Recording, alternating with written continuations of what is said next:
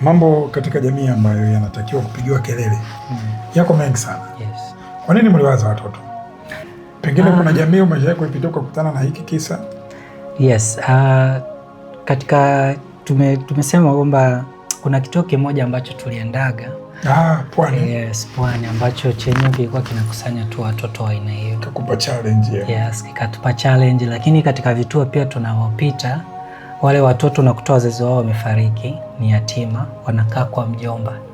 Sasa mjomba anashindwa kuishi naye, anamfanyia hivyo vitendo, wengine wanabakwa, wengine wanapata vipigo, inawapelekea sasa inabidi waende kwenye hizi tunaitaga ni safe house, ni maeneo salama kwa ajili yao, vituo vya kulelea watoto yatima.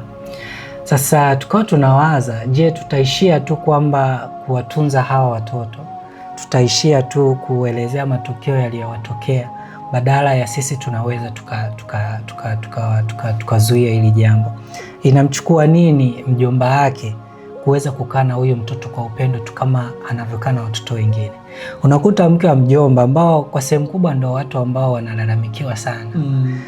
Ana watoto sawa na mtoto yule wa shemeji yake, wa ndugu yake, lakini kwa nini asiwatendee watoto wake, anaenda kumtendea huyo mtoto? Kwa tukaona okay, tuna sababu hiyo ya kuweza kufanya. Lakini jambo la pili kuhusiana na wanawake, unajua kesi ya mwanamke na mtoto hata ukipeleka mahakamani wana kesi moja, sheria inawaamua tofauti. Mtoto hatahitaji kutoa ushahidi, yeye daktari akishatoa ushahidi kwake imeisha. Lakini huyu mtu mzima ana kitu tunaita hiari, mpaka mahakama ije jiridhishe kwamba sio hiari yake, inachukua muda. Na inawezekana ikawa ni hiari yake lakini ameamua tu kufanya figisu. Lakini mtoto hana hiari, hata kwa mujibu wa sheria. Mtoto yote chini ya miaka 18 hana hiari ya kufanya vitendo vya mapenzi. Hata kama ulimwambia twende akakubali. Hata kama alikubali, huo ni ulaghai. Kisheria.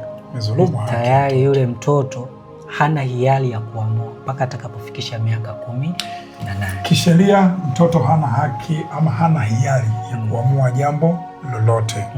Hata kama umempa 2,000 yako, umemnunulia chipsi mtoto wa kidato cha kwanza, ukaenda naye gesti, ukaenda naye wewe baba wewe mama, ukaamua tu aozeshwe aache masomo, hata kama alikaa akakubali, lakini hajafika miaka 18, hiyo haihesabiki kama hiari. Hilo ni kosa kama makosa mengine.